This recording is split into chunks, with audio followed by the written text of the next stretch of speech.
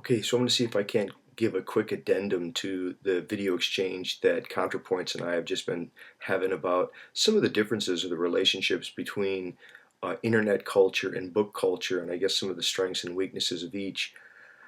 If you want to read in more detail what I think books can do and the advantages of books, please, I'm going to put a link down to a book that I have called Communication Uncovered. If you go to the site and look at the look inside function, you'll be able to read the first chapter called The Practice of Reading Good Books. Give that a look and you'll see a lot more of the arguments that I'm giving, and you'll get to get it in book form rather than me saying it. So I think hopefully that would be interesting as well. One of the things that I don't talk about in the essay that I was thinking more about from my discussion with Nick, and this is what I want to say here, is that I think for me the real concern is the lack of study usefulness in videos. It's like videos aren't a great resource tool. They're interesting for provoking thought. They're very good for quick exchange of ideas. They're very good for generating emotional reaction. And I mean, I think they have a great potential. I mean, they're probably unrivaled in changing common sense and just affecting the ebb and flow of people's general sensibilities. I mean, it's the new media are very, very powerful there.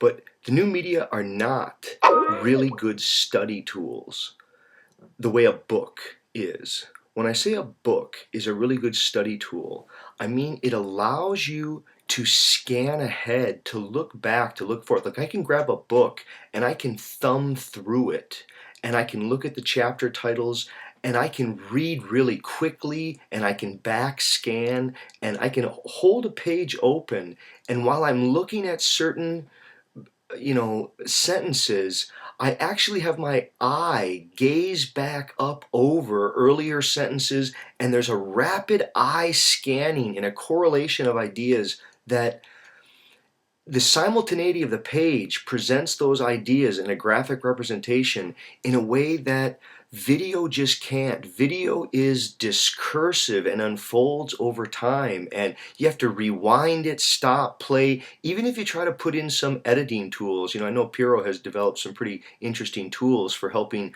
mark spots and freeze it and have the system, I guess, pick up at certain points.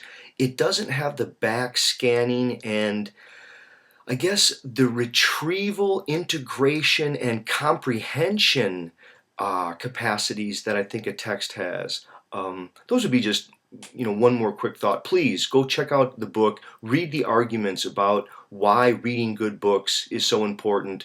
Help your library find that book, and I'd love to talk more about what are the differences between book culture and this, whatever this is, the internet, YouTube, virtual reality, virtual presence, new media, just generally. Okay, thanks.